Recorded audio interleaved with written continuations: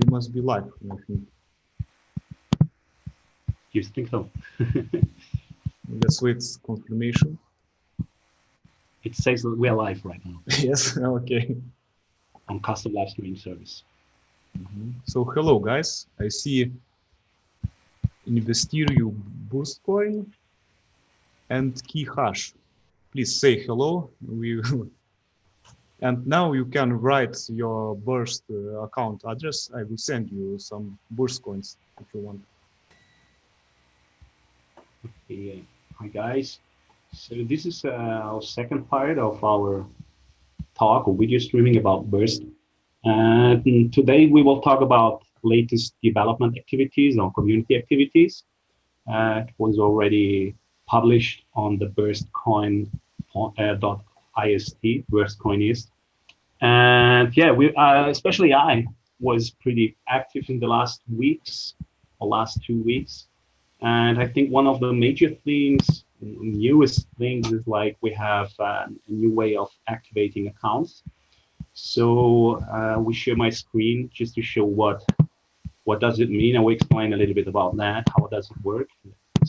Just sharing that, and I need share screen. So what I've done is kind of a new way how to activate your account. So for the people who don't know really what it's all about, it's like usually in Burst it was like that when you created an account, your account was considered as insecure as long as you haven't done any transaction by your own. On that, when you're doing your transaction, so your account will be assigned to a public key, and this is kind of securing or making your account much more secure. So, but this means in the past time that you had to create an account, for example, with the Phoenix wallet or other wallets, and then you have to ask for some burst to make your first transaction. So it's like because of the fees you have to pay, you need to ask somebody to transfer some burst for you, or you even buy or something like that. So, but the problem is also if you haven't an active account, some exchanges are not able to send you burst. So you have to go to the Discord or to the community and ask for something. We have even a faucet. So the faucet is kind of system more or less automated where you can just put in your address and you will receive a small amount of burst just to go on like mining or whatever you want to. So, but the problem is also that the faucet was almost some smart people scripted some things just like to drain the faucet. So, and what we have done right now is that we just shortened the activation, the account activation, and that is why I started with a small application, which is really simple. Just like you just have to enter your account address here, maybe your ID and your public key.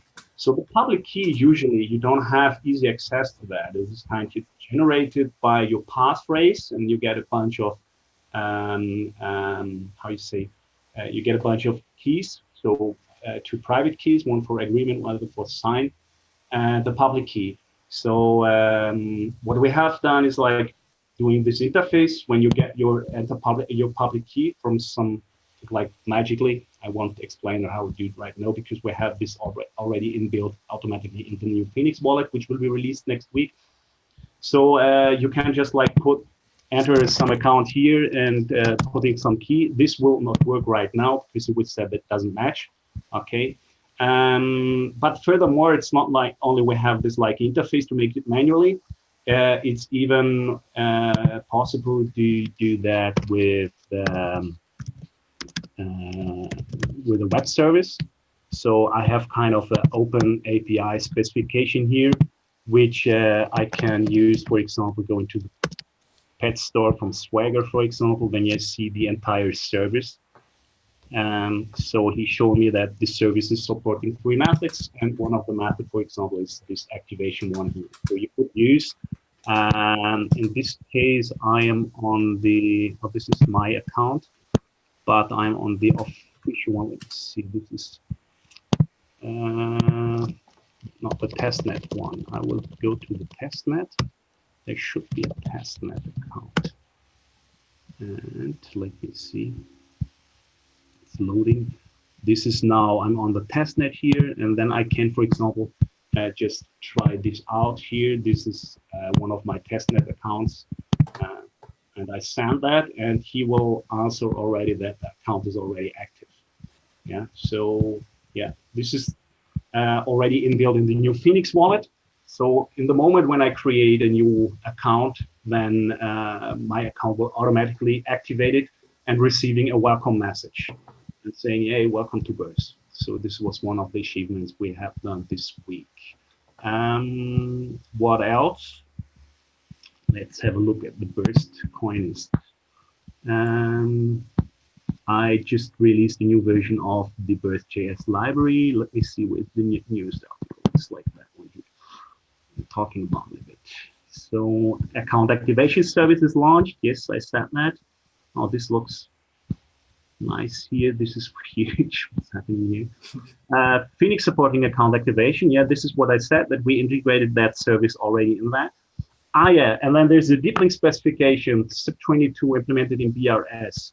So what's the deep link stuff? The deep link stuff is like we can call other applications using a kind of URL, to be more exactly, it's a URI, a resource identifier, which allows us to, for example, to call other applications when they are registered on your operating system.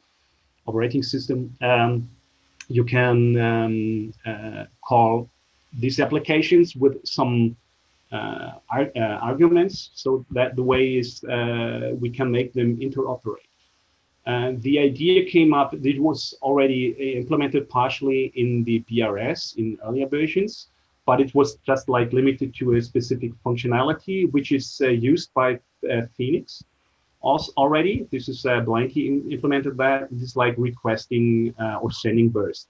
So the specification is a little bit more about to generalize and have kind of a specification that we can form some deep links in a certain way, such that they are more consistent. And we can say that if we are SIP22 compatible, we can call other applications. Let me see if I find the burst apps team SIPs.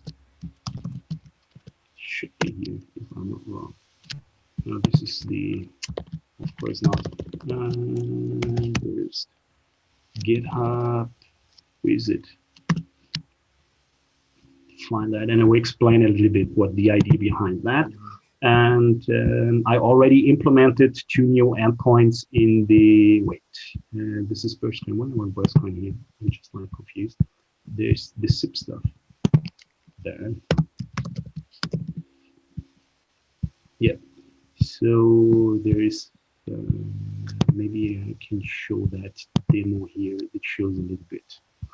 So here's an idea to see how it works. We have this kind of deep links, and I can start from one application, which is receiving some arguments here. I can open a second app.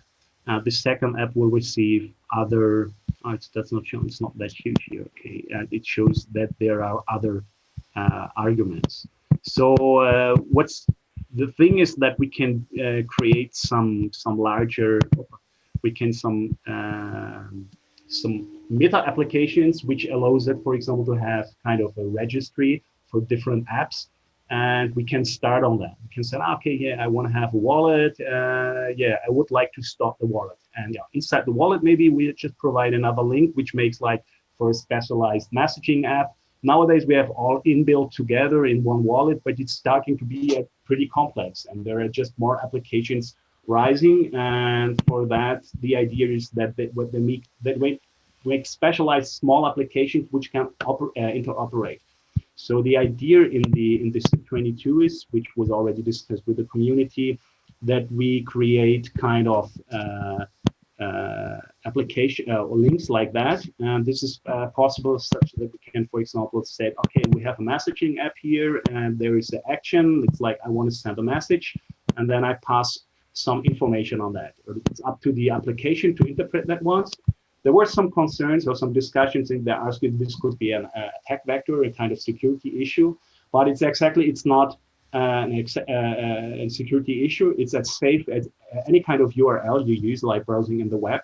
So there's several steps to really become an attack vector in terms of that the user must register a malicious application, then somebody needs to send that, and it's like they're just like a normal URL, the same risks with usual URLs. So this is an idea just that we can, for example, make Phoenix wallet extensible, or we even I'm thinking about a Chrome extension such that like MetaMask or something like that. This is the idea. This opens more doors and more flexibility for us.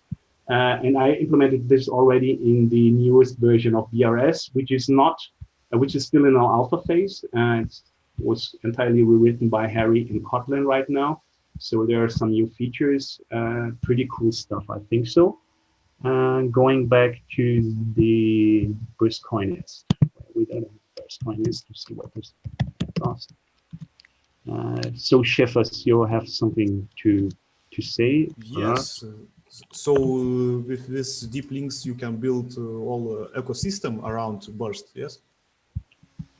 I mean various programs. Yeah, it's like, think of that. The idea is like we have, for example, the old wallet, the BRS wallet, is like there are all functionalities almost built in this application. It's like we have asset exchange, we have the messaging, we have the mining information. We have a lot of stuff inside this pretty huge web application right now. And the Phoenix wallet was always like aiming for more simplicity, another layout, of course. But we, for example, we don't want to bring more features, more complex features like exchanges, asset creation, and marketplace, and all that stuff, because it's like too overwhelming. It's just like too heavy. And architecturally wise, it's nowadays is like that we break responsibilities in small services or applications, and this deep linking stuff helps us just to connect small applications one with each other. And, every application is like specialized for a specific feature, and that way we can. It's better to maintain the applications, and we have less risk to break something like collateral damage, side effects, and all that. So the idea is that with the deep links, we start to make more apps, more smaller apps, and just link them together if they support that. Yeah. So basically, it is modern architecture. It's like microservices, like all. Yeah, if we use buzzwording, we can say like micro applications. Yeah. Okay. It sounds good. Okay, I'll see in chat Skipper, and I will represent Skipper's work. I will try to share my screen. What is this thing? Oh yeah, we have some spoiler coming from the burst. Stop our screen sharing. We want to talk about this later. I will show Skipper's visual guide. Okay, cool. Yeah. So I will stop sharing mine once. Stop share. I think I sharing now. Yes. Yeah, I've seen it. Oh, okay. Yes, you can see now Skipper's work. Skipper is our designer. He have own creative team. You can contact him. He can do for you work with design for bursts. So you can see in past we have only 3 colors. It's white, blue, and black. And now we are introducing this green, this burst green. It's like principle is like we are ecological and so on. So please comment how you like this new burst colors. Yeah, cool. Yeah, I heard that the new website which is upcoming, that this will just yes, already. Yeah. Yes, new website is coming, but it's not will be fast. I think maybe we need a month or 2 to release. Here you can see new icon. I think he was for BMF created. Yeah. This.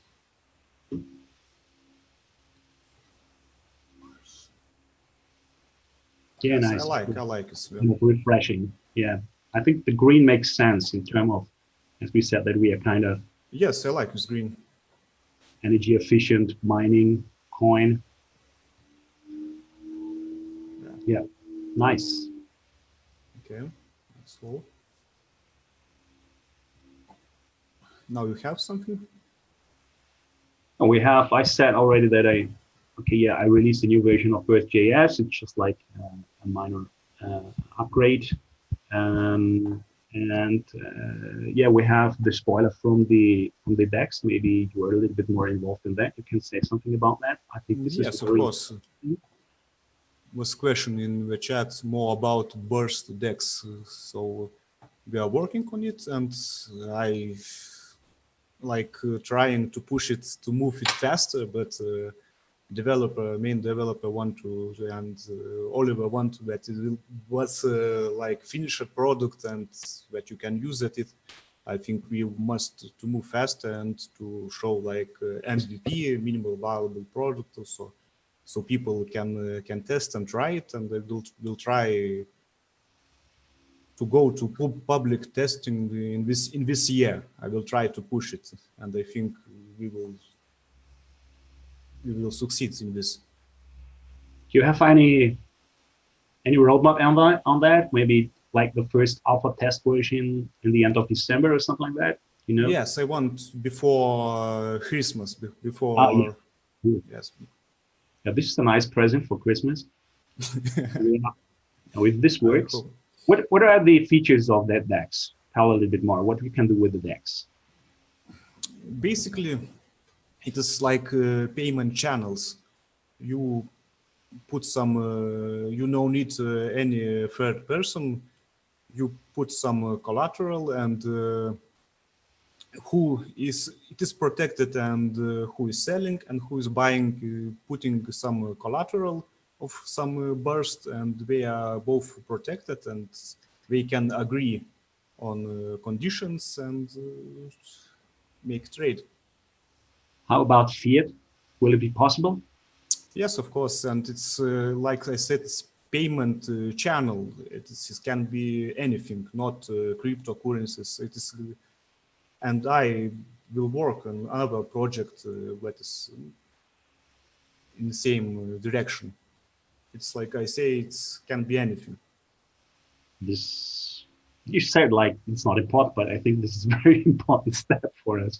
So we're not dependent anymore on any central exchanges on that. And this, Yes, but I am not very optimistic because people want one-click solutions. So they don't value privacy or decentralization. They want, I don't know, fast, quick, don't think, and press button, and that's all. Or with our solution, you will need to yes, we are trying to do it that is was simple as possible, but still you will need to own burst wallet. It's, I think for people it's hard to download Phoenix and try and create wallet, because majority people holding all funds in exchange and just not trying to use. So so okay, you think that there will be some usability issues with that?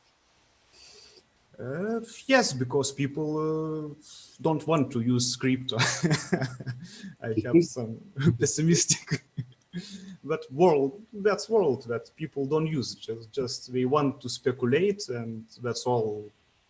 To get rich quick, buy Lambo. Yeah, okay. This is, but you see that I think the market is awakening a little bit. Like the crypto coins right now are not that well positioned. I think so. I'm not I sure. hope. I'm not sure too. But I have something on that maybe that can help a little bit on it. I'm just experimenting with the smart contracts with the block talk. In the last days, I was bothering Joss, who is one of the main coder for the block talk stuff, and I'm working on kind of. I don't have a specific name for that. It's like maybe application token on app token. And the idea is that developers or they can register a smart contract, like representing their own application. And this contract or this token is able to receive, for example, donations. And even this token can be transferred to other people. So it's like an NFT. But it's a utility token for applications. The idea is that we have kind of not a marketplace. I don't like the name marketplace for that, but that we have a more or less centralized register. On even we have the Burst blockchain as our ledger, which like registering that token, and other people can see that there's this application exists, that it's still active, and we can just show this in a specific app where somebody can select applications. Our applications, I mean, it can be applications like the DEX, it can be applications like Phoenix Wallet, but it can be applications like even like tools, like for example, Burst.js or Burst Kit for J. So if people like that, they can search on a centralized way. I'm sorry for saying centralized there, but we have centralized in the way that we have a single point where we can look at, like a web application, which just listing all the available active tokens and say that, okay, we have this application and this one here. And if they like, they can donate. And I will use the donate information, which is kind of a state of this token, to making some metrics about the success of such application, like a ranking or something. I'm just like thinking of that. But today and yesterday, I was heavily working on that contract, on that token, and I had some issues, but Joss helped me out. So he fixed a compiler error. And now we have a working token, and in the next days, maybe I will start working on that a little bit, such that we have a platform where we can see all the applications, and that developers can register their applications there. So this is another contribution from my side. Interesting how you implemented this token, because I know that our smart contracts don't see our tokens assets. I mean, colored is coins. No, actually, it is really a smart contract written in Block Yes. Like the NFT, like the Coinor we had. So, but it's like the Coinor was something like somebody buy this token and then they own it. In my case, it's like I am the owner and the creator. I will make a small interface such that it's easy to register my application. Let's assume the following. I have an application. I wrote an application, said, okay, this is a cool one, and I want to just like everybody knows about that, and I want to put this in a place where everybody has access to it. Because today we don't have that. It's more like decentralized. We have some parts on GitHub. Other people are like showing this on other channels, and we don't have any central point of that. So my idea is like, okay, we put this in the blockchain and we can ask for these specific contracts. We can look for it, like walking through the blockchain. And then it's like, okay, what does this contract has for information? He has in his description a kind of JSON. This JSON will register a little bit about the application itself, like meta information. And and it's like, as the owner, I can deactivate even the application. I can say, okay, it's deactivated, and now it's not active anymore. Okay, this is the final step. This is like the application died. And the other is like other people. And I said, okay, I can even transfer this because I'm not maintaining it anymore. I said, okay, I as the owner, as a developer, I just transferring this to Blanky, for example, because now he's gonna maintaining that, and he will be responsible for that, and he will earn all the donations on that. So this is the idea, and it's written in Block Talk. I can even show the contract if you want, but I think it's too technically. But yeah, it worked. Okay. Yeah, I think so, I watched a lot of Block Talk code, so I understand. But we can talk about this later. But, I can show you maybe just to have an idea how this may look like. This is like even showing my small inspector to our road. No, I'm pretty active the last days here. Share my screen. I can explain mine idea what I am working now. I am now learning. Okay. want to show you. This is my inspector I use. I just you see I tested a lot. I call this app registry, but maybe I will rename this an app token. It's in our stage. So you see, I have, for example, like kind of JSON, like a description for that. And then it's just like the typical status of the smart contract. I won't go into the details right now. It's not important. But interesting thing is like, oh, this is the one that failed. Well, let me see the better one, which this is the fix. Okay, this is when it registered. So I have this kind of tool I wrote for myself to just inspect a little bit this contract. I know that these variables here are like, this is, for example, the current donation account. This contract or this application received one donation of this amount. It was repassed to me, the creator of the application. This says that it's still active. And this is the owner. This is the address of the owner. You can see that.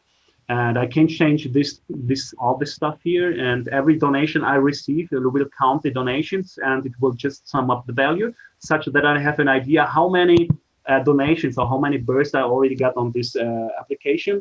And I will use this for a metric of success, maybe in some terms. So it's just like simple like that. And I can do this for any application. And later on, I will show this in the interface. This is the idea I have. It's like app token, burst app token. I don't know.